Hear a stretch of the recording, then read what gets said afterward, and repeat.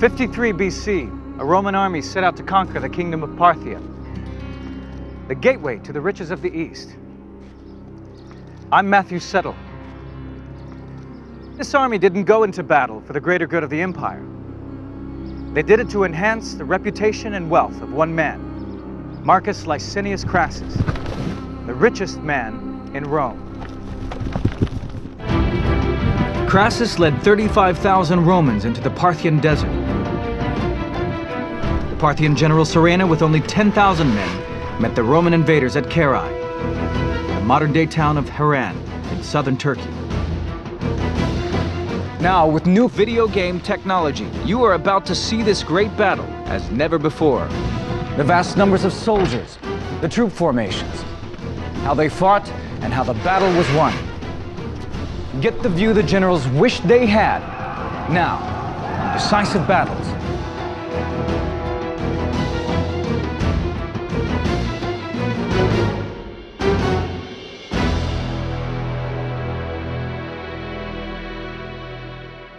In 60 BC, all power in Rome was shared between three men: Julius Caesar,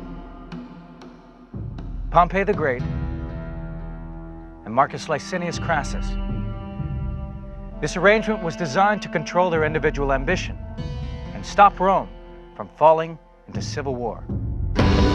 Crassus was by far the richest, but at 60, he was also the oldest. Crassus certainly was old, and we're told looked older at the time of the campaign, around 60 years old, but he still wanted to make an impression. Crassus really was the boy left behind. He did not have the sort of military reputation that he wanted, that he craved. He wanted to be the first citizen in Rome, and to do that, he needed victories. The real glory belonged to Caesar and Pompey. Their military exploits had made them the heroes of the Roman population. But while Caesar and Pompey had been campaigning, Crassus had been getting richer. He was Rome's biggest real estate developer. A unique way of doing business. He assembled his own band of builders and firemen. Most houses in Rome were built of wood, and fires were frequent. If a house caught fire, he offered to buy at cut price. The deal done, his firemen put out the blaze, then his builders would refurbish the house. Then he sold them for a huge profit. He was even accused of having an affair with one of the Vestal virgins so that he could get his hands on her house. But his wealth could not buy him the popularity of Caesar and Pompey. Even when he had defeated Spartacus 20 years earlier, Pompey had taken the credit. Then the provinces and armies of the empire were divided between the three men. Caesar received Gaul, Pompey got Spain, and Crassus was given Syria. Now, he saw his chance for glory.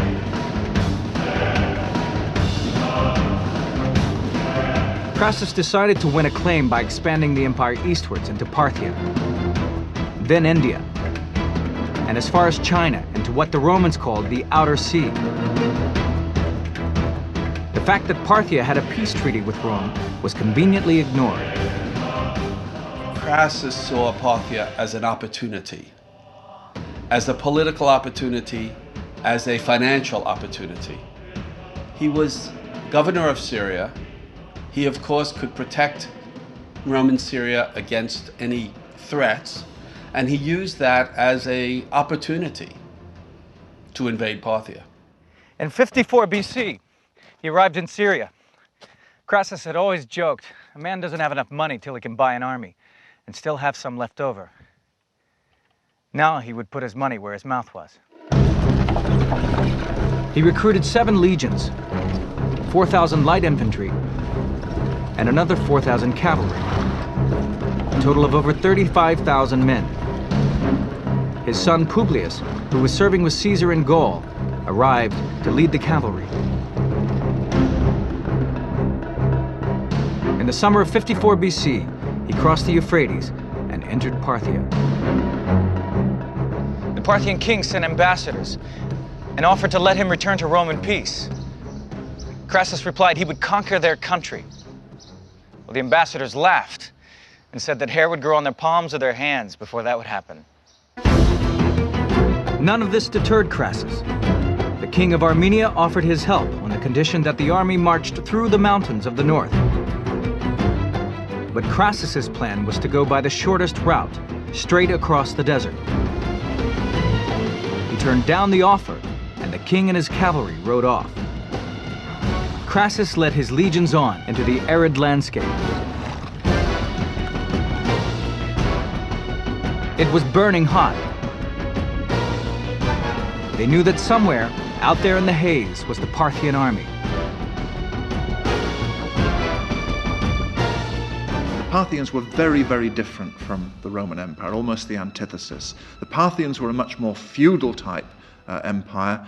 They were based almost entirely on horsemen. The Parthian army was designed to operate in the wide open spaces of the desert.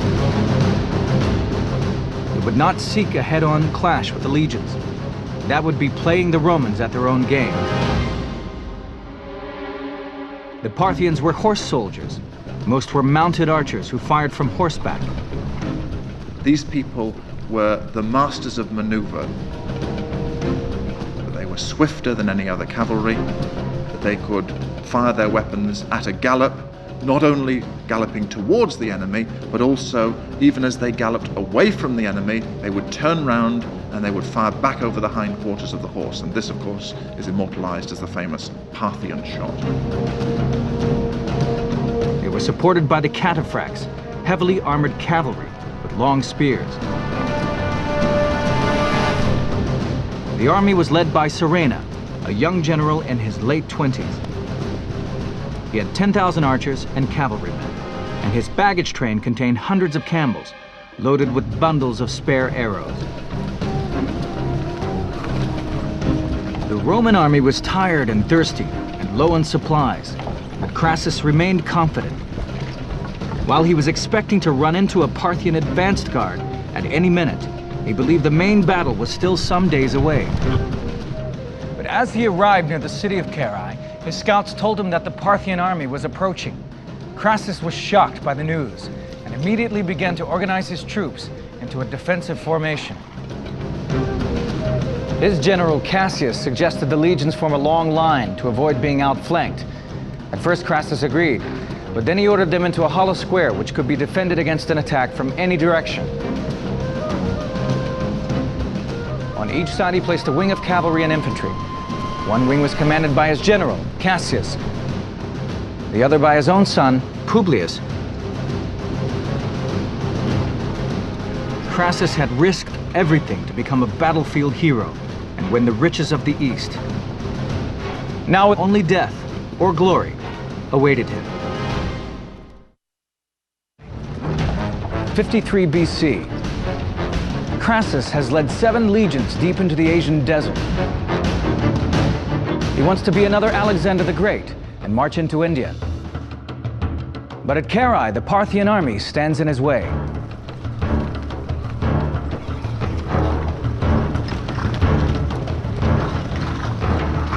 The Roman army had formed defensive squares.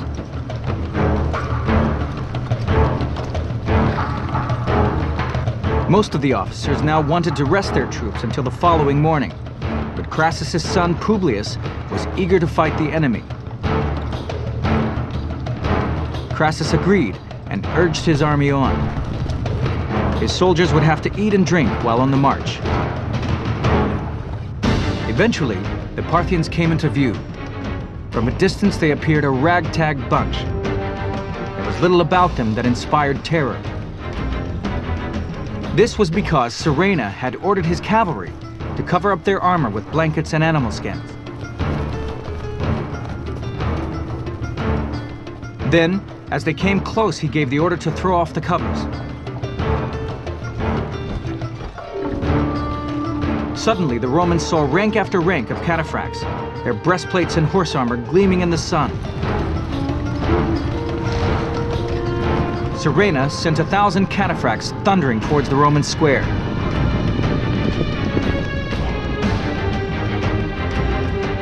This was exactly the kind of situation the Romans trained for.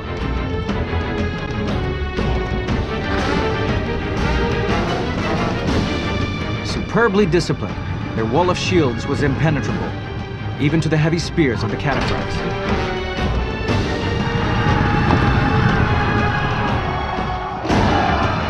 Surena realized that the brute force of his heavy cavalry was not going to break down the Roman defenses. He would have to exploit his mobility and firepower. At that moment, Roman light infantry charged forward. But a hail of arrows from the mounted archers drove them back. It was a taste of what was to come.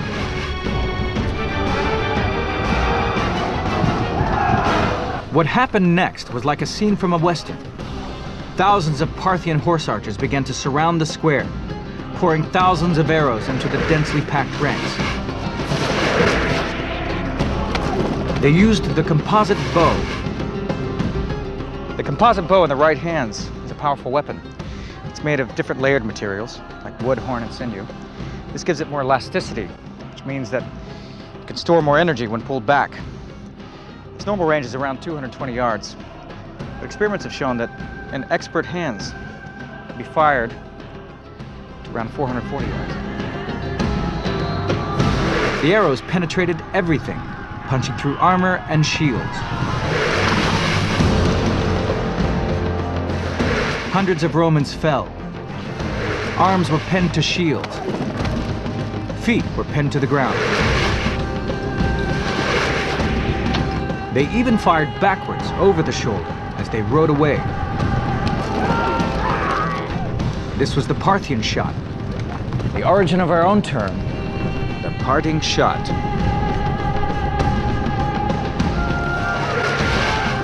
But the bulk of the Romans were still unscathed, sheltering behind and beneath their large shields. Crassus knew that if the square held, the Parthians would soon run out of arrows. This was the problem with archers. They could play a key role in battle, but would eventually run out of ammunition. Missile weapons in ancient warfare were nothing like as decisive as they had become in modern wars. Because of the low velocity, you could guard against them with shields. So it really was just a matter, usually, of outweighting the enemy's missile supplies. But Surena had planned for this eventuality. Hundreds of camels loaded with arrows were brought forward to replenish the archers. The Parthian logistics, the use of camels to bring more water and particularly more armaments in the form of arrows, really just stretched the Romans beyond their limits. Crassus was now in a desperate situation. The trouble was, Crassus hadn't had any military experience for the last 20 years. And that was where the great problem was. And he was old. Crassus sent a message to his son Publius and told him to take 1,000 cavalry and 8 cohorts and attack the Parthian horsemen. Otherwise, the square would be entirely surrounded.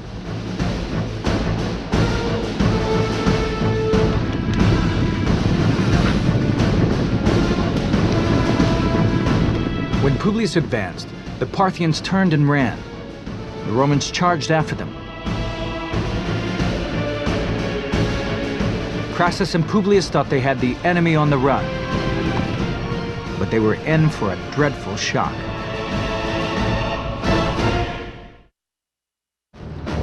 '53 BC. Crassus, the richest man in Rome, has invaded Parthia. He needs a quick victory to increase his political power back home. His son Publius has driven off the Parthian attack. Publius kept up the pursuit, but when the Parthians were some distance from the main battle, the horse archers halted. Then they were joined by the cataphracts who attacked the Romans from the front. The lightly armored Roman cavalry was cut apart by the heavy spear, while the archers rode around firing arrows from both sides. Publius was wounded. He and the other survivors were driven back to a small hill where they made a last stand under the hail of arrows.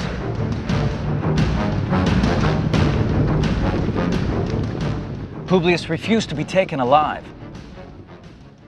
When he went to stab himself, an arrow pierced his hand, so he ordered his armor-bearer to kill him with his own sword. The Parthians cut off his head and stuck it on a spear. Several miles back, Crassus was completely unaware of any of this. The assault had eased. He had a moment to breathe. But he did not realize it was at the expense of his own son. He disbanded the square and lined up his troops in normal battle order. At that moment, the Parthians returned. To his horror, Crassus saw the lead horseman brandishing his son's head on a spear. It was a devastating effect to all who saw it. Needless to say, this was rather demoralizing. This was the final disaster for Crassus. He maintained his dignity. He got through the remainder of the day saying, "It is my loss, it is not your loss. Fight on." But that night, he collapsed altogether. Now the cataphracts attacked the Romans head-on with their heavy spears, while the archers rode around the flanks, raining arrows into the tightly packed formation. Some of the Parthians shoot directly, others shoot arrows up into the air, which will come down from the top, and you can't use a shield simultaneously against both those. They have long-range bows and arrows, and the Romans could not close with them. That was the problem. They had to put up with this constant hail of arrows. But it was close to nightfall, and this saved the Romans. Crassus was too distraught to take any major decisions. When it was dark, Cassius and the other commanders decided to move out of their positions and head for the nearby town of Carrhae. They left behind nearly 4,000 wounded. At dawn, the Parthians rode in and slaughtered all of them.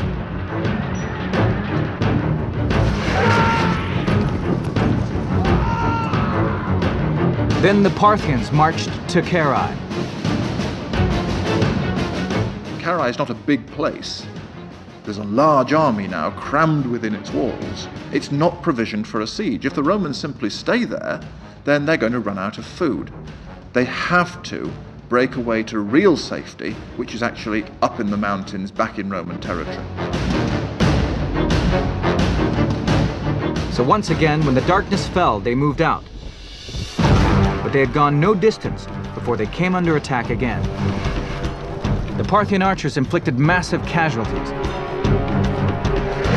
but the exhausted Romans kept up a fierce resistance. Crassus's officers covered him with their shields to protect him. But unfortunately, some of the men seem to see the only way out as being to have a peace settlement. And that's where discipline really does start to break down, when the Surena seems to offer it. Surena suggested that Crassus meet him to discuss peace terms. The king of Parthia would offer him a truce if he withdrew. Crassus and his troops said, "Oh, we want to talk. We really want to talk. Everything will be okay. Let's talk, let's talk. You should talk." Crassus was suspicious, but his soldiers were keen for any chance of survival. The Parthians offered him a horse, and as he mounted it, a scuffle broke out between Surena's officers and his own. In the melee that followed, Crassus was killed. His head and his right hand were cut off. When Crassus is killed, along with some of his chief deputies, the army really is rudderless. And I think it's hard for us to overestimate how difficult it would be for an ancient army, far from a camp, in adverse circumstances, in a climate that they don't understand. Now there was a general attack on the remaining Romans. A few escaped by fleeing into the hills, but most were killed or captured. Crassus's glittering dream had become a Roman nightmare. Since he entered Parthia, 20,000 Romans had been killed and another 10,000 taken prisoner. His 7 legions were no more. Their 7 eagle standards had been captured. There was no greater dishonor. Murena returned in triumph to King Herodes. When he arrived, the king was watching a play which featured an actor holding a severed head. He threw him the head of Crassus to hold instead. In the space of 6 months, Crassus has gone from being the richest man in Rome to a prop in a Greek play.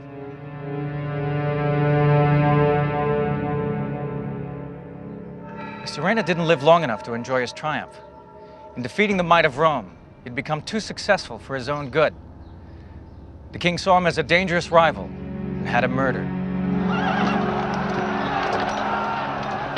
Carrhae really ranks alongside the other great defeats of the Romans. The Battle of Cannae, when Hannibal annihilated 8 Roman legions in 216 BC, and the Teutoburg Forest, when Varus had 3 legions slaughtered by the Germans. So it's a tremendous psychological blow. The death of Crassus did not end the rivalry in Rome. The jealousy between Caesar and Pompey spilled over into civil war, from which Caesar emerged victorious. But old loyalties remained. Crassus's general, Cassius, was one of the few who made it back to Rome. And 15 years later, he would be one of the conspirators who stabbed Julius Caesar to death.